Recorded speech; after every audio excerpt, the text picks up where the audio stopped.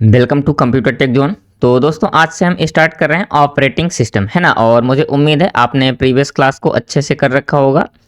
तो आइए फिर स्टार्ट करते हैं। और देखिए, सबसे पहले हमें देखना है कि ऑपरेटिंग सिस्टम हमारा है क्या, है ना, और ये कितने टाइप्स के होते हैं। तो आज हम सिर्फ इंट्रो देखने वाले हैं, यानी कि ऑपरेटिंग सिस्टम का सिर्फ और सिर्फ परिचय देखेंगे।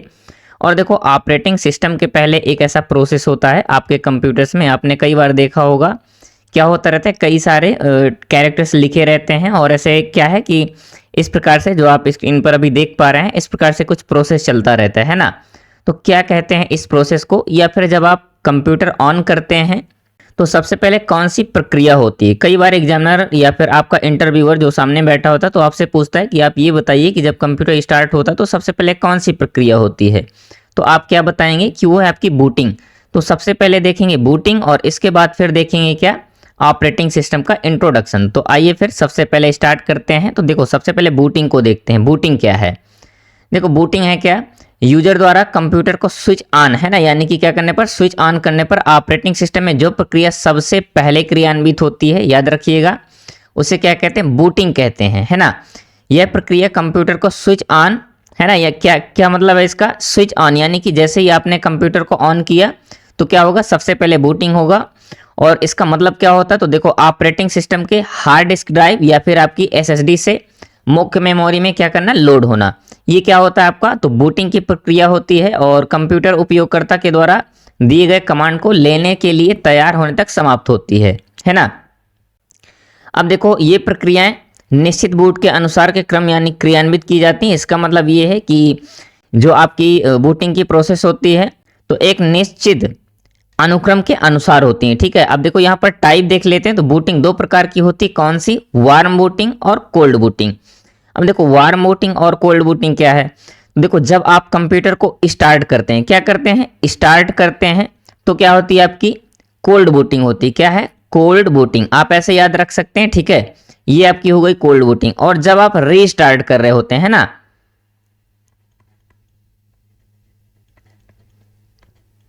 जब आप रीस्टार्ट करते हैं उसे क्या कहते हैं, वार्म बूटिंग, ठीक है। तो आप ऐसे याद रख सकते हैं। या फिर देखिए, थोड़ा सा इस लैंग्वेज में देखते हैं कि आप कंप्यूटर को क्या करते हैं, जब ऑन करते हैं तो उसे कहते हैं बूटिंग, और जब आप रीस्टार्ट करते हैं तो उसे क्या कहते हैं, वार्म बूटिंग, ठीक है। अब देखो, इसके बाद देखते हैं बूटिंग का प्रोसेस। तो देखो, बूटिंग प्रोसेस क्या है, जब आपने कंप्यूटर स्टार्ट किया तो सबसे पहले क्या करते हैं, मदरबोर्ड को एक इंडिकेट भेजते हैं, यानी संकेत भेजता है, जिससे क्या है, बिजली आपूर्ति यानी पावर सप्लाई हर जगह प्रारंभ हो जाती है। इसके बाद क्या है, फिर एक चेकिंग होती है कि हर डिवाइस के पास पर्याप्त मात्रा में बिजली की आपूर्ति हो रही है या नहीं, है ना। फिर इसके बाद एक टेस्ट होता है, यानी कि सॉरी, एक इंडिकेट होता है, पावर ओके कहते हैं।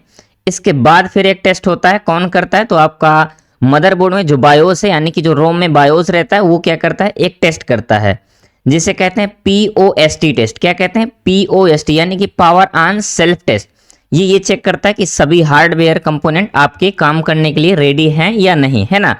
इसके बाद आपने देखा होगा कि कंप्यूटर से एक बीप साउंड सुनाई देता है। क्या क्या होता है, ऐसे टी से करके बीप साउंड आता है। जब ये साउंड आता है तो आपका माना जाता है कि सिस्टम आपका काम करने के लिए ओके है, यानी कि क्लियर है ना। तो ये होता है आपका बूटिंग प्रोसेस और बूटिंग। अब देखते हैं कि ऑपरेटिंग सिस्टम क्या, what is an operating system. तो इंट्रोडक्शन देखते हैं ऑपरेटिंग सिस्टम का। देखो, ऑपरेटिंग सिस्टम किसी भी कंप्यूटर का एक अहम भाग होता है। बिल्कुल, ऑपरेटिंग सिस्टम के बिना तो कुछ है नहीं, है ना। जो कंप्यूटर में सॉफ्टवेयर के रूप में क्या रहता है, स्टोर रहता है। अब देखो, सॉफ्टवेयर में आपने देखा होगा एप्लीकेशन सॉफ्टवेयर और सिस्टम सॉफ्टवेयर। तो देखो, ये किस कैटेगरी में आता है आपका ऑपरेटिंग सिस्टम, तो ये है आपका सिस्टम सॉफ्टवेयर, ठीक है, सिस्टम सॉफ्टवेयर। अगर आपसे पूछा जाए तो आप क्या बताएंगे, सिस्टम सॉफ्टवेयर, ठीक है। इसके बाद देखो, ऑपरेटिंग सिस्टम कंप्यूटर के सभी भागों जैसे कि मेमोरी हो गया, इनपुट आउटपुट डिवाइस हो गया, तथा कंप्यूटर से सभी जुड़े हुए हार्डवेयर कंपोनेंट को क्या करता है, कंट्रोल करने का काम करता है, ठीक है। और ऑपरेटिंग सिस्टम एक सिस्टम सॉफ्टवेयर है, ठीक है। और इसमें देखो ओपन सोर्स भी आते हैं, जैसे आपका लाइनक्स हो गया। और क्या काम होता है ऑपरेटिंग सिस्टम का, तो आगे देखते हैं। हाँ, पहले देख लेते हैं एग्जाम्पल देखो, विंडोज हो गया, मैक ओएस हो गया, लाइनक्स हो गया, क्रोम ओएस हो गया, है ना, एंड्रॉयड हो गया, iOS हो गया, यूनिक्स हो गया और BSD, ये सभी क्या है, तो आपके ऑपरेटिंग सिस्टम के एग्जाम्पल हैं। लेकिन हम पूरा फोकस के साथ पढ़ेंगे विंडोज को और एंड्रॉयड को, ठीक है। आगे चलते हैं। अब देखो यहाँ पर और ऑपरेटिंग सिस्टम के बारे में डिटेल दी गई है कि ऑपरेटिंग सिस्टम एक सिस्टम सॉफ्टवेयर है जो कंप्यूटर सिस्टम के हार्डवेयर रिसोर्सेज जैसे कि मेमोरी, प्रोसेसर और इनपुट आउटपुट डिवाइस तथा सॉफ्टवेयर को क्या करता है, मैनेज करने का काम करता है। ठीक है, इसके बाद है ऑपरेटिंग सिस्टम विशेष प्रोग्रामों का क्या है, संग्रह है। बिल्कुल, देखो ऑपरेटिंग सिस्टम क्या है, तो स्पेशल प्रोग्राम का कलेक्शन है। ठीक है, नेक्स्ट क्या है, ऑपरेटिंग सिस्टम एक ऐसा सॉफ्टवेयर है जो कंप्यूटर के सभी विभिन्न अंगों को निर्देश देता है, यानी कि सभी कंपोनेंट को ऑर्डर करने का यानी कि इंस्ट्रक्शन देने का काम करता है। इसके बाद देखें ऑपरेटिंग सिस्टम यूजर है ना, यानी कि यूजर हम और कंप्यूटर हार्डवेयर के मध्य एक माध्यम या इंटरफेस का काम करता है ना, यानी कि इंटरेक्ट करने का काम करता है।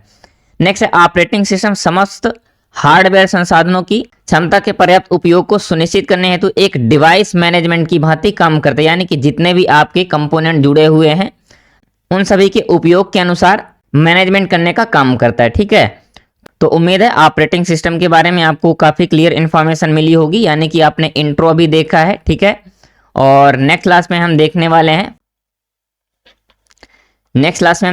Function of operating system.